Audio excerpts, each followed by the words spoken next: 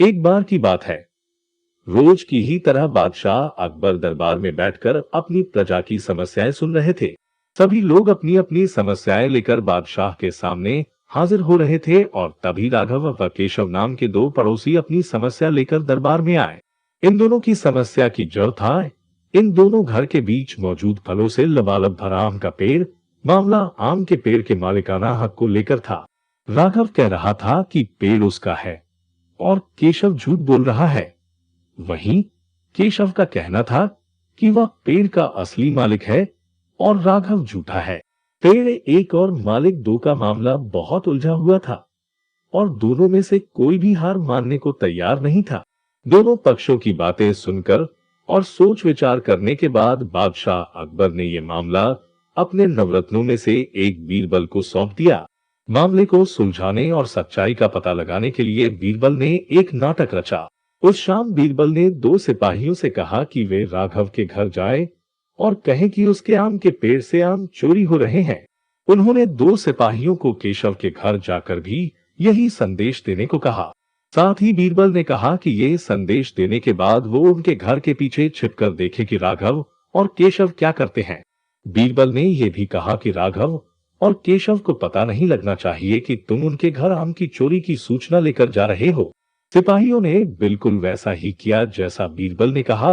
दो सिपाही केशव के घर गए और दो राघव के घर। जब वो वहां पहुंचे तो उन्हें पता चला कि राघव और केशव दोनों ही घर में नहीं थे। तो सिपाहियों ने उनकी पत्नियों को ये संदेश दे दिया। जब केशव घर पहुंचा तो उसकी पत्नी ने उसे आम की चोरी की सूचना दी। ये सुनकर केशव ने कहा, अरे भाग्यवान, खाना तो खिला दो। आम के चक्कर में अब क्या भूखा बैठा रहूं? और कौन सा वह पेड़ मेरा अपना है? चोरी हो रही है तो होने दो, सुबह देखेंगे। ये कहकर वह आराम से बैठकर खाना खाने लगा। वहीं जब राघव घर आया और उसकी पत्नी ने ये बात उसे बताई तो वह उल्टे पैर पेड़ की तरह दौड़ पड़ा।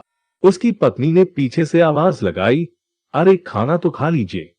जिस पर राघव ने कहा, खाना तो सुबह भी खा सकता हूं, लेकिन अगर आज आम चोरी हो गए तो मेरे पूरे साल की मेहनत पर पानी फिर जाएगा। सिपाहियों ने दोनों के घर के बाहर छिपकर यह सारा नजारा देखा और वापस दरबार जाकर बीरबल को बताया। अगले दिन दोनों फिर से दरबार में हाजिर हुए।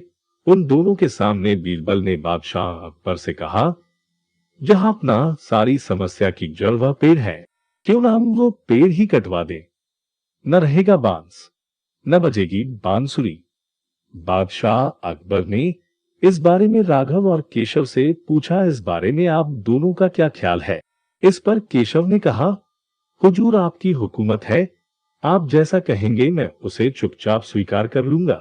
वहीं राघव ने कहा, मालिक, मैंने 7 वर्ष तक उस पेड़ को सींचा है, आप चाहे तो उसे केशव को दे दीजिए, लेकिन कृपा करके उसे कटवाए ना। मैं आपके आगे हाथ जोड़ता हूं।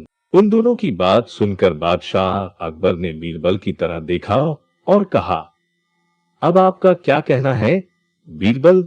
इसके बाद बीरबल ने बादशाह को बीती रात का किस्सा सुनाया और मुस्कुराते हुए कहा, हुजूर, पेड़ एक और मालिक दो, ऐसा कैसे हो सकता है? कल रात हुई घटना और आज हुई इस बात के बाद यह साबित हो चुका है कि राघव ही पेड़ का असली मालिक है और केशव झूठ बोल रहा है। यह सुनकर बादशाह ने बीरबल को शाबाशी दी। उन्होंने अपने हक के खातिर लड़ने के लिए राघव को बधाई दी और चोरी करने व झूठ बोलने के लिए केशव को जेल में बंद करने का आदेश दिया। कहानी से सीख। एक पेड़ और दो मालिक कहानी से हमें यह सीख मिलती है कि परिश्रम किए बिना छल से किसी और की चीज चुराने का अंजाम बुरा होता है।